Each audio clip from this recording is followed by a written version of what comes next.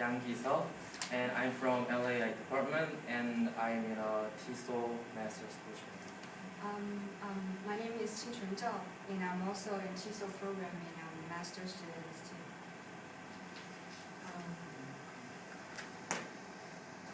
First, thank you for coming here. As a second language learner, I am sometimes struggling with the vocabulary use when I'm writing in my L2, and I think it's not my only face to me, this problem. It's also faced to a lot of L2 learners. So sometimes I'll buzz to myself, oh, I do not know this word, how can I write? How can I go on write my L2? So in my L2, so today we'll talk about the second language writings, especially the language use, or the vocabulary use in our L2 writings. This is an overview of our presentation. We will first go through the previous studies and some theoretical frameworks, and then we will talk about our studies, our findings, and some discussions. Since there are a large population of English learners in the worldwide and also in Western New York, I think writing is a very important skill for communication. However, as stated in some previous studies, spoken products are more like to be focused on, but not writings. As in the SLA survey by Lenke, and also as stated in the previous study of Hakuo, writing as a communicative modality has been marginalized for a long time in the SLA field. So we're going to focus on the L1 writing, especially for the lexical use, because previous studies are mostly maybe focused on other skills, or even if they are focused on the writings, they will make studies for the general writings, not focus on the vocabulary use. And here are some series we read, like the Communicative Competence by O'Grady. Since the grammatical competence and the strategic competence make up the language competence, so people, when they do not know the grammatical issues, they do not know the word, they will use their strategies to achieve their communication. So and also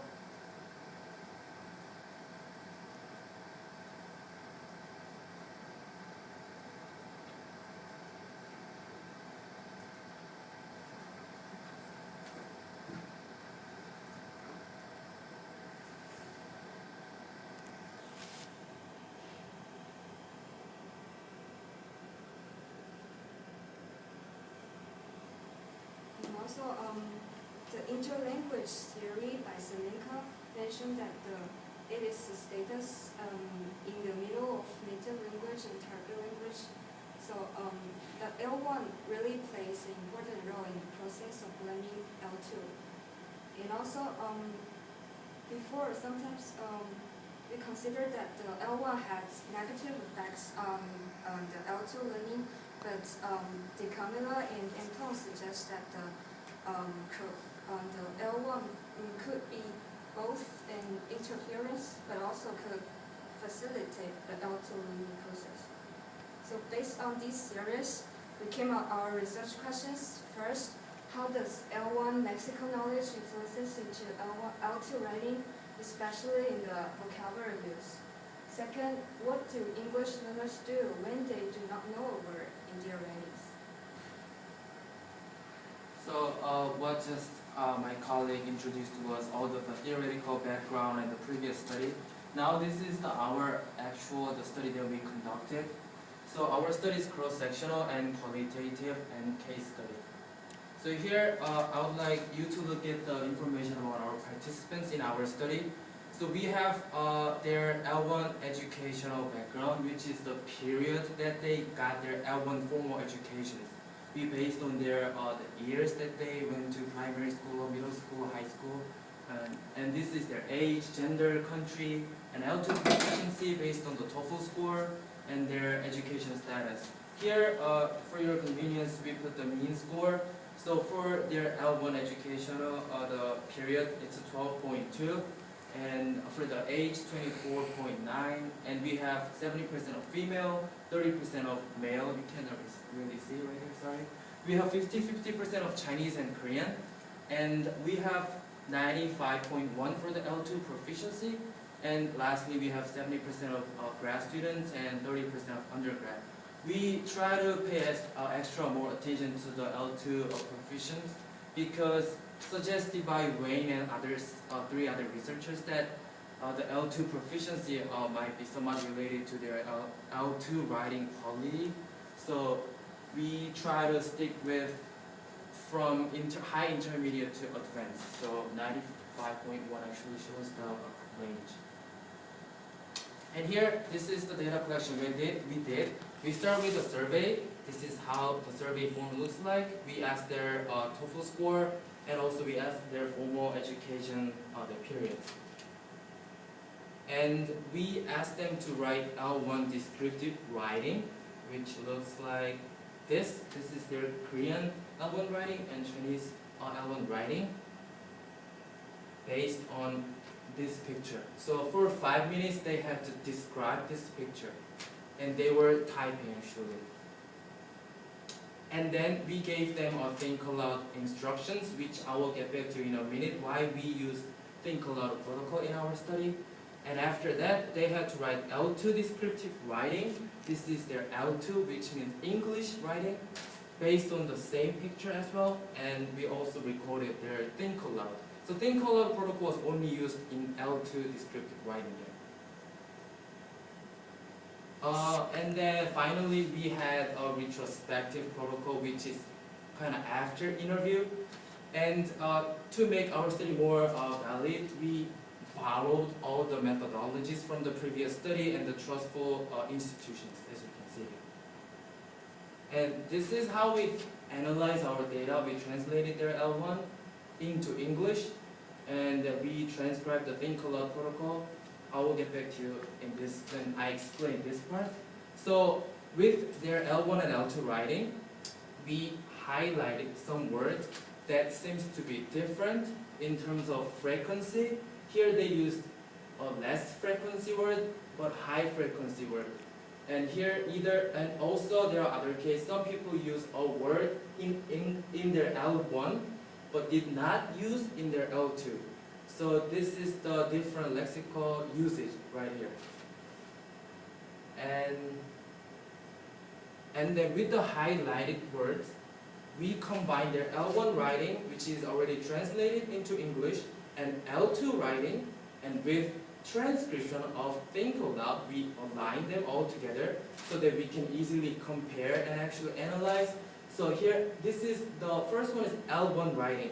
So either Korean or Chinese, but translated into English. So this participant used a word withers tree in L1 writing, but did not use it in L2 writing.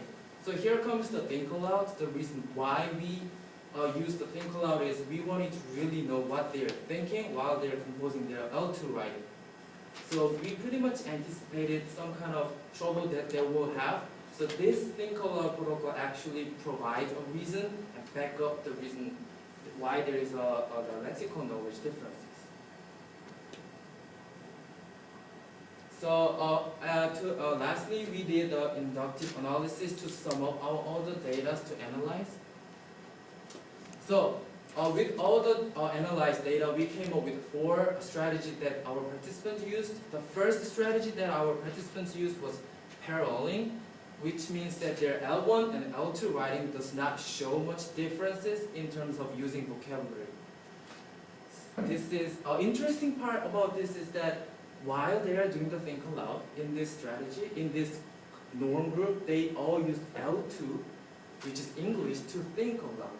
We did not actually give them instructions like which language to use to see what kind of like situation will happen. So I will talk about it, like I will get back to this part again. And the second strategy was abandoning. You could probably guess what this strategy means. They actually abandoned a word that they used in L1, but they did not actually use it in L2. We kind of take a look at this example, but I would like to have one more again. So withers tree in L1, she used the word. But L2, there's no use. And think aloud also provides a reason why. And other participants, the same the drills, they did not use the word, so they abandoned the word. So we put them in an abandoning group. And the third strategy was negotiating. They negotiated the lexicon usage right here. So we also take a look at this one, but it's easy to understand. So unpaved road in L1, but not in L2. This participant just mentioned road.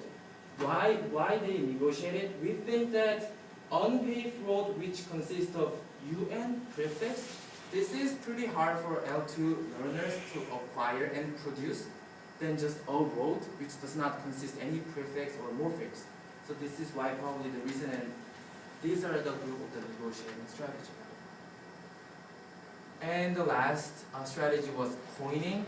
Some of our participants actually created a L2 lexical knowledge based on their L1 lexical knowledge. So in this participant's L1 writing, she writes almost nothing surrounds. She wants to say there is like nothing around, but she used there is a cutoff, but it says the road in front of the house is blank. So blank actually does not necessarily express there is nothing around. So she coined this word. So those were the 4 strategies that our participants used. So I would like to now talk about our findings, 2 discussions to talk about further. So as I said, the think aloud, the first paroling group, they used all L2 to think aloud.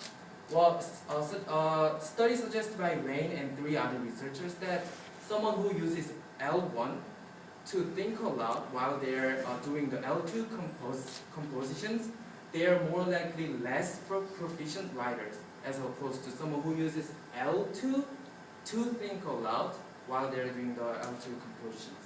So this is one that we can probably take a look at. And also, we witnessed some role of private speech right here.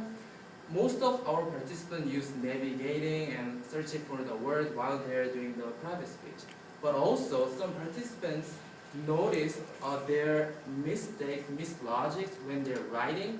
They notice them well as they say something. So this is the evidence of the role of speech, internalizing themselves while they are actually saying and producing at the same time. So we witness it. And also interlanguage.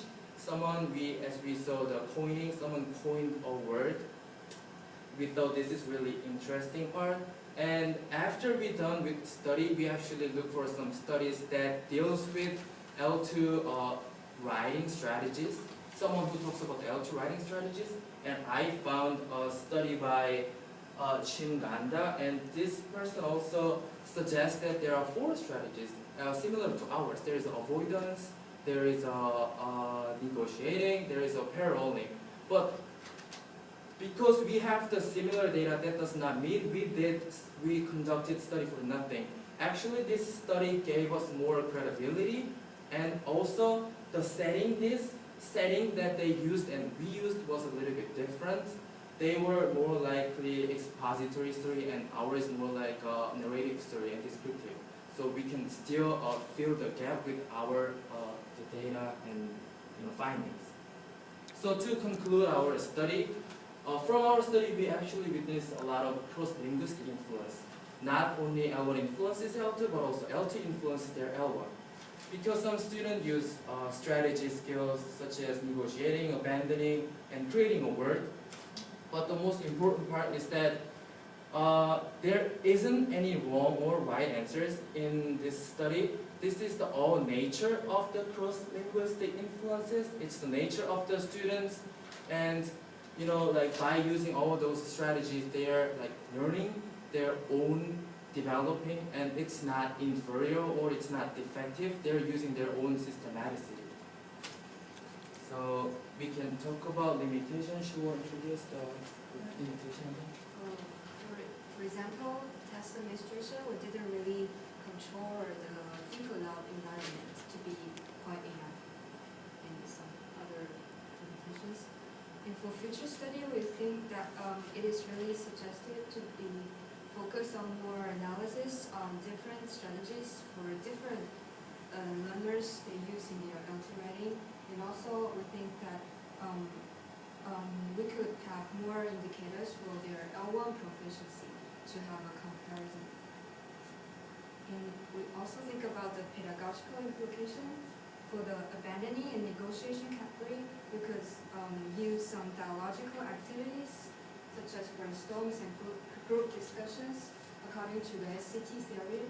And also for coining, students could be trained to think about their language use and to lock down their difference in language use with the native speakers.